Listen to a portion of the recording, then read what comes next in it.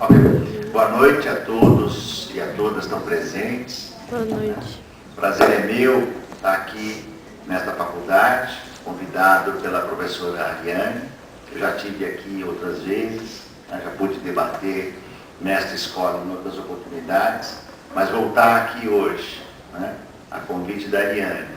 Bom, conhecer o professor Batata, os colegas que são do centro acadêmico, do centro acadêmico, e vocês que estão aqui, num tema tão importante, um tema difícil de tratar, não é? Esta interface entre o trabalho e a questão ambiental.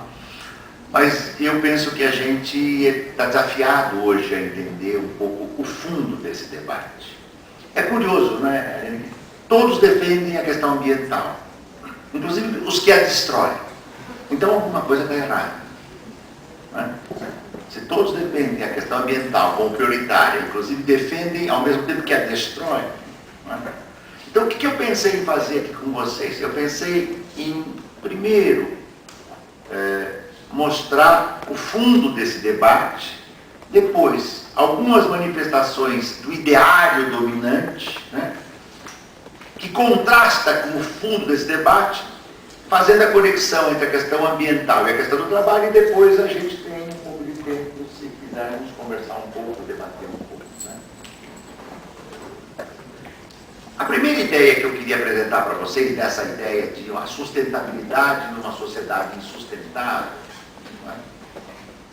é que o sistema de produção capitalista vigente, em particular, depois dos anos 70, quando houve uma monumental reestruturação produtiva do capital em escala global, ele acentuou seu traço destrutivo, dizendo de modo curto e direto: o capitalismo não pode se desenvolver se não destruir. Se este é um traço do capitalismo desde os seus inícios, se esse traço já era perceptível no século XVIII e também no século XIX, ele acentuou esse traço mais recentemente. E eu posso exemplificar isso em 3 ou 4 pontos, e depois eu vou explorar um pouquinho mais esses pontos. O primeiro traço evidente da destruição, do traço destrutivo do capitalismo, é a destruição ambiental. Eu vou voltar a ela depois. Os 2 primeiros tópicos que eu vou apresentar aqui, indicar, eu vou voltar depois. Bastaríamos olhar para os Estados Unidos hoje. O Golfo do México tornou-se no Golfo do Petróleo, do qual o México, aliás, não tem responsabilidade. Tá certo? Ele afeta as águas norte-americanas, se esparrama por tantas outras partes. Mas o elemento causal desta tragédia é a exploração de uma energia fóssil fundada na extração do petróleo pela potência Estados Unidos da América do Norte, que tem menos de 5% da população mundial e exploram mais de 25% das riquezas energéticas globais. Então já começa aí. Além da destruição ambiental, a sociedade atual vivencia em escala inimaginável a destruição do trabalho. E eu vou explorar com vocês esse segundo ponto, que é, em verdade, o ponto que eu venho dedicando meus estudos nessa altura do campeonato. Eu não vou falar quantas para não assustar vocês, mas, digamos, algumas décadas. Entende? A destruição do trabalho chegou hoje a uma dimensão inimaginável. Nunca o capitalismo conseguiu destruir tanto força humana de trabalho quanto nesses últimos 20, 30 anos. Mas não para aí, e esses serão os 2 pontos que eu vou explorar, mas não param aí os traços destrutivos. O capitalismo hoje não funciona senão com a iminência das guerras. Cada dia que a gente liga a televisão ou o rádio, vem a seguinte notícia: os Estados Unidos estudam o que fazer com o Irã. Os Estados Unidos estão projetando uma medida repressiva contra a Coreia do Norte. Os Estados Unidos ameaçam boicotar a Venezuela. Os Estados Unidos acham que Cuba... Quer dizer, sempre tem... Depois que acabou o mundo bipolar União Soviética e Estados Unidos, que o inimigo, digamos assim, soviético desapareceu do cenário, não é? É preciso que a sociedade atual, o Oriente Médio, né? Então, quer dizer, veja, tem um Estado terrorista que é Israel, mas os terroristas parecem que são os povos palestinos. É uma inversão completa. Quem massacra não são os palestinos. É elementar. Massacre não, eles querem o direito de ter a sua faixa de terra ali, com a sua cultura, com os seus valores, que não são os nossos, nós sabemos, são os deles. Então veja, os Estados Unidos têm que ter a iminência da guerra para impulsionar, primeiro, a sua indústria, o seu complexo industrial militar digitalizado. No passado se dizia, a expressão era o complexo industrial militar. É complexo industrial militar, hoje digitalizado. É a guerra digitalizada. A guerra, né, que parece ser virtual, mas tem consequências brutais. Né? E é preciso também que os Estados Unidos, pelo risco da guerra, vejam o absurdo que nós nos encontramos. Né? Quer impor para todos os povos e todas as culturas do mundo o seu projeto de democracia, que, aliás, recentemente, e não foi certamente a primeira vez, né, teve um presidente que ganhou a eleição e não levou. Não se configura nem propriamente como uma eleição direta plena, né? É uma forma já um pouco estranha de eleição direta, tá certo? E que permite, como no caso do segundo da reeleição do Bush, né?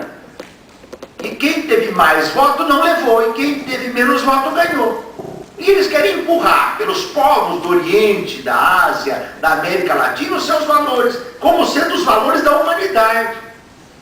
O mercado, né? A sua democracia, né? Que tem Guantánamo. Né? Vale a pena também olhar, né, as prisões, a situação que eles mantêm. E ainda em Cuba, quer dizer, Cuba tem que aguentar ainda mais essa. No seu território tem que ter um cárcere odiento, que desrespeita todas as regras elementares dos direitos humanos, imposta pelos Estados Unidos. É que Cuba é muito moderada, porque podia iniciar uma luta pelo fim da expulsão dos norte-americanos. Ainda aí uma bela confusão, e eu estou só brincando aqui. Ou leva lá para a Flórida, para Miami, entendeu? Não é? E encarcera os de cima, não os de baixo. Para não falar, eu não posso perder muito tempo, porque senão o volume, para não falar do sistema carcerário norte-americano, que se conta aos milhões. Quem estão nos cárceres norte-americanos? Os negros, os pobres, não são os ricos. Né? Então este é um quadro atual. E na questão ambiental e na questão do trabalho, as conexões são muito profundas. A mesma lógica que destrói a força humana que trabalha é a mesma lógica que destrói a natureza. Por quê? Porque a reprodução do sistema do capital, como ela tem que ser muito rápida, os produtos têm que ser produtos muito rápidos, de consumo rápido, de utilização ágil, né? De descarte imediato. Você não pode fazer um produto longevo, de longa duração. No passado nós dizíamos que um carro era bom quando ele tinha qualidade. E ele tem qualidade, isso está em qualquer dicionário do porte do Aurélio, que esse sim é um dicionário de qualidade. Né? Ele vai nos ensinar, qualidade é um produto forte, né? Durável. Mas nós vivemos num universo onde a qualidade dos produtos caminha na razão inversa da sua durabilidade. Os computadores não podem durar. Os carros não podem durar. Se nós quebramos uma peça de um carro, para trocar uma peça de um carro, um para-choque, custa quase 1/10 do preço do carro. É um completo absurdo. Então, um computador é mais elementar. A gente pode tomar um cuidado danado com o computador, limpar todo dia, lustrar, cobrir o computadorzinho, botar a sainha nele, a blusinha, para ele não tomar poeira e tal. Se quebra lá uma peça, né, qualquer coisa dá um quiprocó no computador, a gente chama um técnico e vai dizer, para trocar isso aqui eu vou cobrar de você $1.000. Por $800 você compra um novo mais potente que dá, mais piruleta, vira, dá volta, a gente vai dar um novo. Nunca vi computador da primeira, quero aprender. E aí a gente troca o velho que a gente cuidava até ontem com a paixão, tá certo? De um ente querido e descarta, né? Porque não é possível conceber a arrumação de um computador por $20, ou por R$50, ou por R$40. Não, você precisa trocar. Porque isso é da lógica do sistema. Né? Então, esta implicação, o mesmo diz respeito ao trabalho. O trabalho, a tragédia para o capitalismo é que quem cria valor é o trabalho. Né?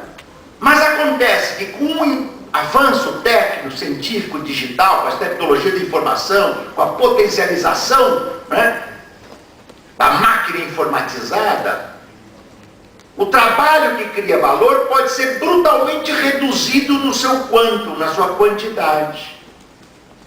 Porque ele é potencializado a enésima vez. Então, onde existiam, né, 1000 trabalhadores e trabalhadoras, com 50, com um maquinário muito mais avançado, você produz 4, 5 vezes mais do que com os 1000. E os 950? Bom, né, estão aí nas periferias, né, das cidades, essas massas dos pobres das cidades, né, à busca de mecanismos os mais elementares de sobrevivência. Não é por outro motivo, eu não vou entrar nisso agora, mas eu estou dando flashes do cenário, que a economia política do crime é absolutamente incontrolável. Quantos jovens das periferias, dos morros do Rio e nas capitais do mundo, nas cidades do mundo, entram no crime porque encontram no crime o trabalho que não tem em condições normais, né? Nas empresas, nos serviços, né? E que vão encontrar na economia política do crime as condições para sobreviver. O risco é a morte a cada hora, a cada minuto. Mas a remuneração compensa a inexistência do trabalho, dos serviços, etc. E esta mesma lógica que degrada, quando nós estamos fazendo esses copos, tá certo? Ou nós vamos num McDonald's, né, e pedimos um sanduíche, vem aquele horror da culinária do seu padrão mais rebaixado, né, envolvido em plásticos e mais plásticos e mais plásticos. Eu já usei uma vez essa expressão. A gente recebe a bandeja do McDonald's, metade do lixo a gente põe para fora, no lixeiro. E outra metade do lixo a gente põe para dentro. Então o computador, o automóvel. O automóvel hoje tem um tempo de vida médio, escasso. O computador, como eu já mencionei. O celular, né? Os jovens dizem, o celular, o que aconteceu com o celular? Morreu. Como assim, minha filha? Meu pai, o celular morreu. Eu falei, como morreu? Ele para, pai. Tem um tempo de... Eu sei, né? Mas tem um tempo de vida. Ele parou, não funciona mais. Joga fora, tem que comprar outro. Mas quanto tempo que você tem? Ah, tem, sei lá, 1 ano e meio. Pô, mas já morreu o bicho? Por que é isto? E é isto que degrada a natureza. Por que nós temos uma economia fundada na produção de automóveis? Esse é o cinturão do automóvel. Né? Ou ainda, mas foi o grande cinturão do automóvel nos anos 55, 60, 70, 80, o APC. Por que nós temos uma economia fundada em todos nós temos os nossos automóveis e o transporte público é destruído, destroçado? Por que o sistema ferroviário, o Brasil tem um dos mais importantes sistemas ferroviários do mundo colonial, né? Nós tínhamos aqui uma rede ferroviária inglesa, não era qualquer rede ferroviária, foi destruída. Por quê? Né? Qualquer pessoa que conhece a Europa sabe que é muito mais prazeroso viajar de trem, longas distâncias, trens razoáveis, quando não excelentes, né? Preços que normalmente devem ser razoáveis, né? E que você faz 500, 600 quilômetros, às vezes dos trens rápidos, em 2 horas, 1 hora e meia, 2 horas, 2 horas e meia, e você chega no local, né? As estações bem localizadas, integradas com o sistema de transporte coletivo, né? Mas nós temos nossa concepção é do carro ao modo norte-americano, né? Nós temos, é o colonial American Way of Life, né? que é o mundo colonial. Quer dizer, se eles têm lá o carrão, nós também temos. Mas isso é uma coisa que é introjetada na população, nas classes médias, nas classes ricas. E também nós